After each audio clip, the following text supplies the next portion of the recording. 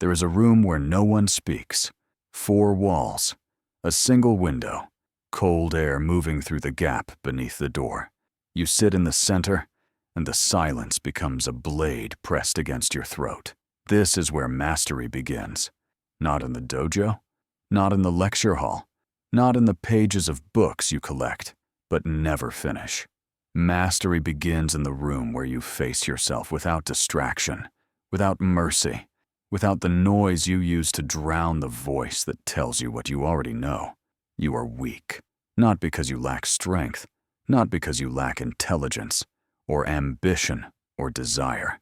You are weak because you have spent your life fleeing from the empty room. You fill every hour with sound.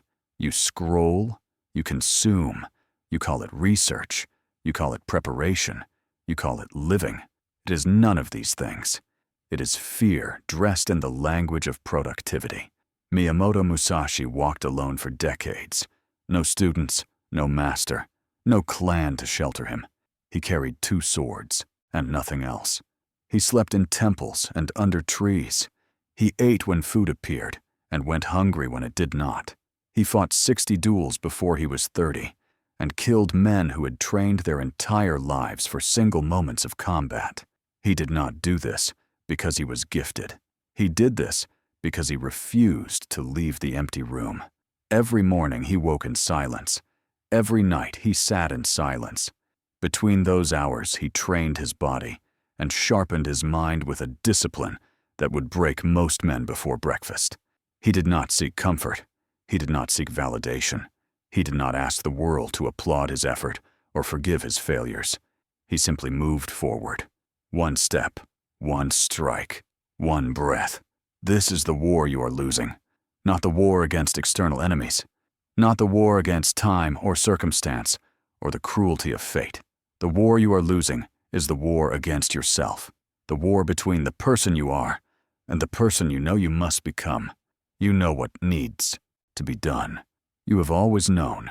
You need to train your body until it obeys without question. You need to silence the voices that tell you to stop, to rest, to compromise, to settle. You need to cut away every distraction, every comfort, every lie you tell yourself about why tomorrow will be different. You need to enter the empty room and stay there until you are no longer afraid. But you do not. You wake and reach for your phone. You fill the first hour of the day with other people's words, other people's images, other people's lives. You tell yourself you are connecting. You tell yourself you are learning. You are doing neither. You are hiding. By the time you close your eyes at night, you have not spent a single minute alone with your thoughts. You have not sat in silence. You have not asked yourself the hard questions. You have not looked at your failures without flinching. You have survived another day without confronting the truth. This is not living. This is slow. Death disguised as routine. Musashi understood that most men die long before their bodies stop moving. They die the first time they choose comfort over discipline. They die the first time they excuse weakness with words. They die the first time they delay the hard task and tell themselves, "It doesn't matter." It matters. Every choice you make is either a step toward mastery or a step toward collapse. There is no middle ground. There is no plateau where you can rest without falling. The path is steep and narrow and unforgiving. You walk it alone, or you do not walk it at all. Consider the sword. A sword is not made in a single session. The steel is heated and folded 1,000 times. Impurities are burned away.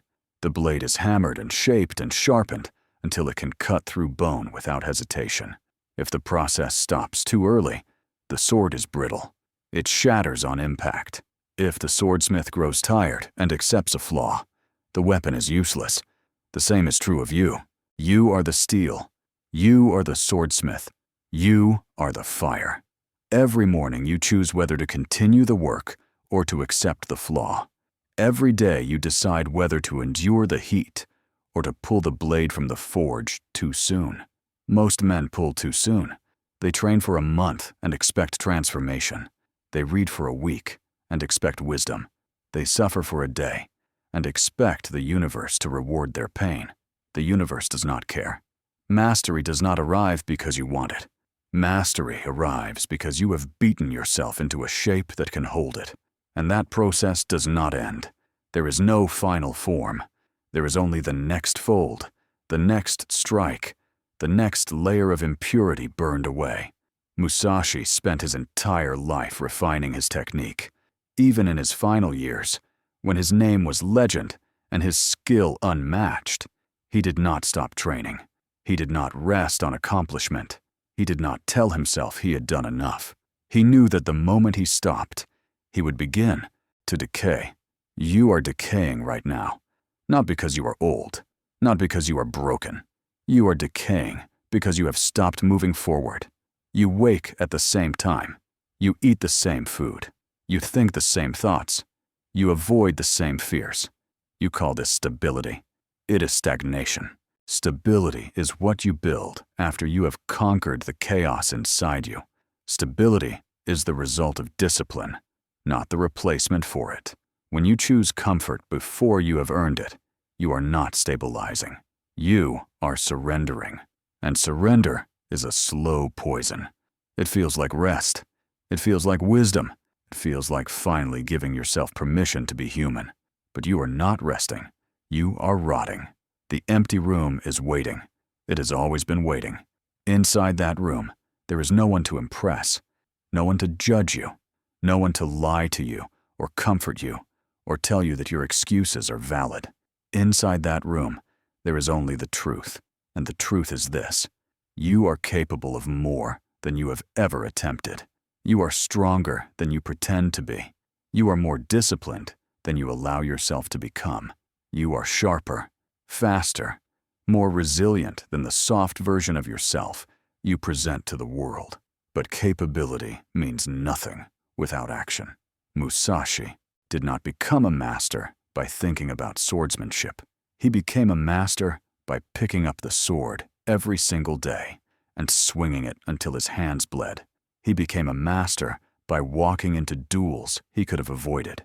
He became a master by choosing the hard path when the easy path was always available.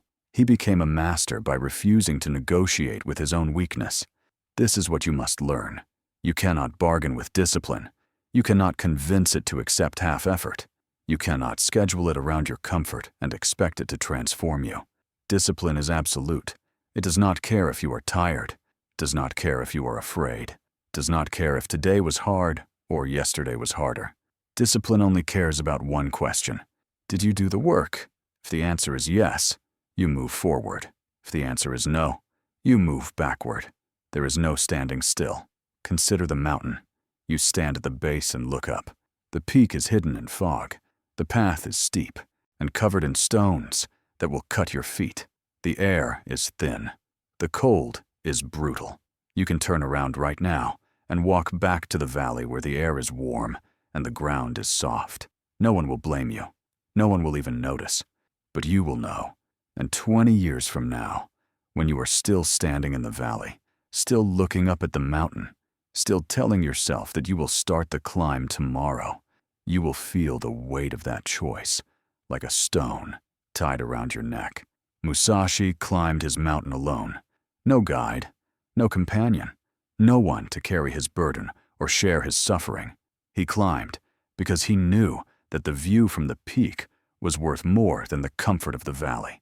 He climbed because he understood that every step upward was a step away from the person he used to be. He climbed because he refused to die in the lowlands with the rest of the herd. You are still in the valley. You can see the mountain. You can imagine the peak. You can describe the journey in vivid detail. But you have not taken the first step. And until you do, all of your knowledge is worthless. Knowledge without action is just noise.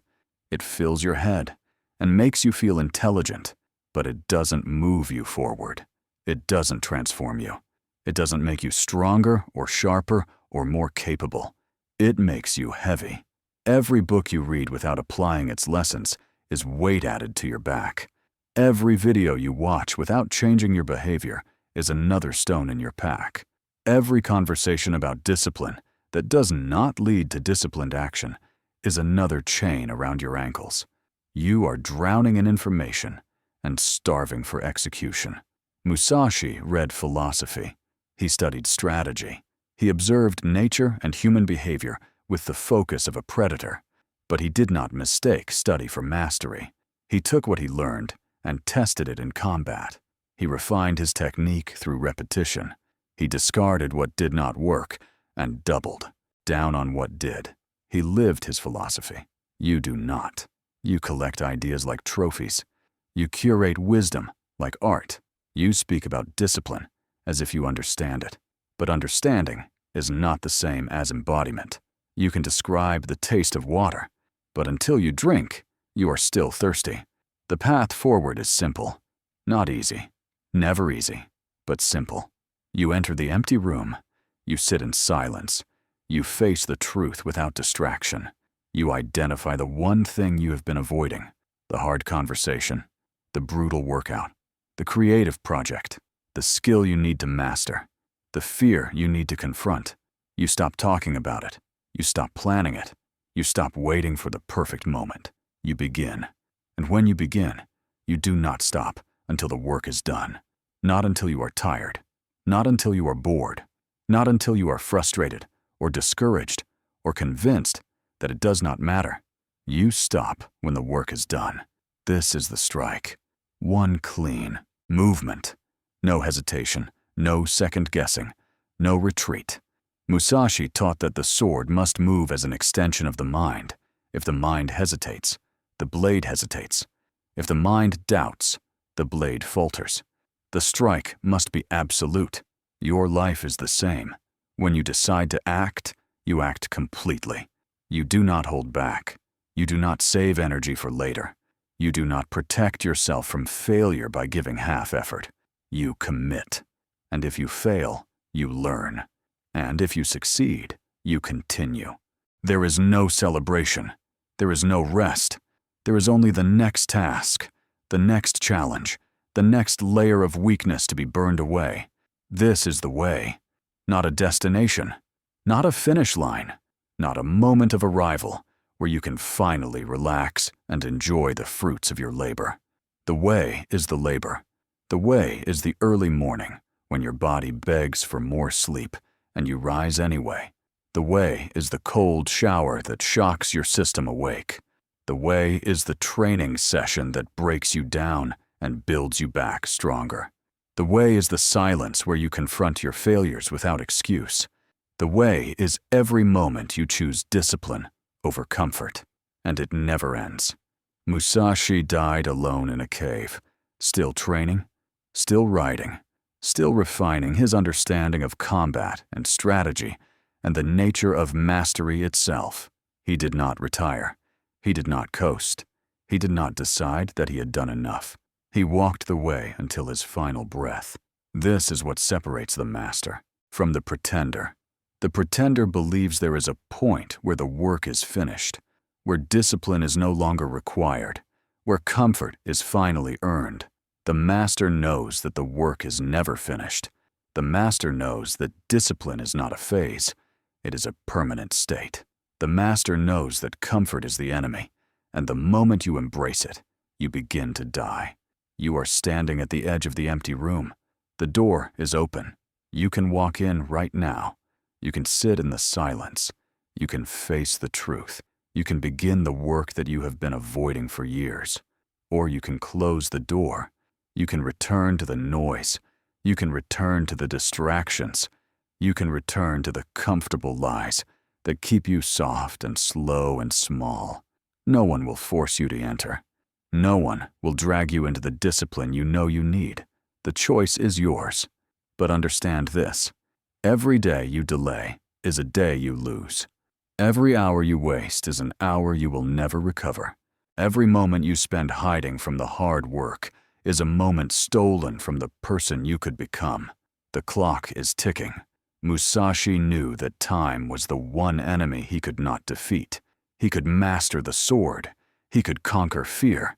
He could walk alone through a hostile world and emerge unbroken. But he could not stop the passage of time.